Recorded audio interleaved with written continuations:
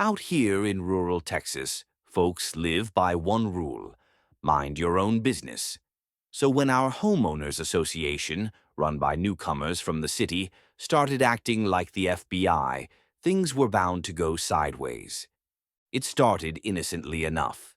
They didn't like the way Grandpa stacked firewood, said it was a code violation.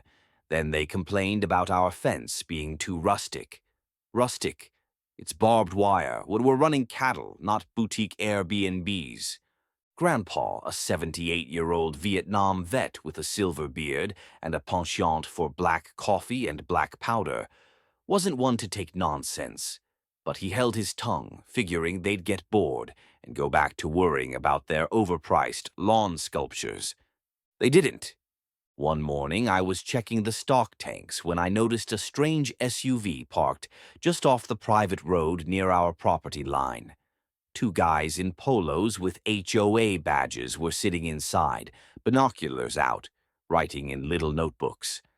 I drove the ATV up to the fence and gave a friendly wave. No wave back, just more note-taking.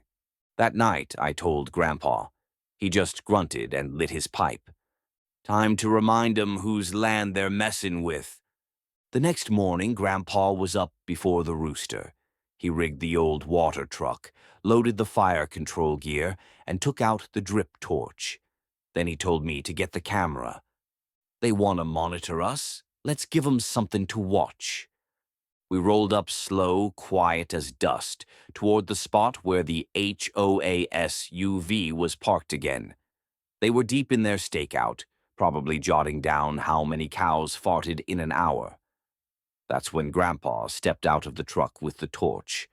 With calm precision, he walked in a circle around their vehicle, not too close, and lit a dry grass ring. The fire flared and circled the SUV like a lasso from hell. The HOA goons panicked, scrambling to start the engine, but Grandpa had parked the water truck in front of them, blocking the only exit. "You boys want rural authenticity?" he yelled. "Here's a controlled burn, legal, documented, managed. Just stay in your car and enjoy the show." They didn't move, just stared as the smoke curled around them. I filmed the whole thing while Grandpa stood with a shovel and a thermos of coffee, like he was tending a backyard barbecue.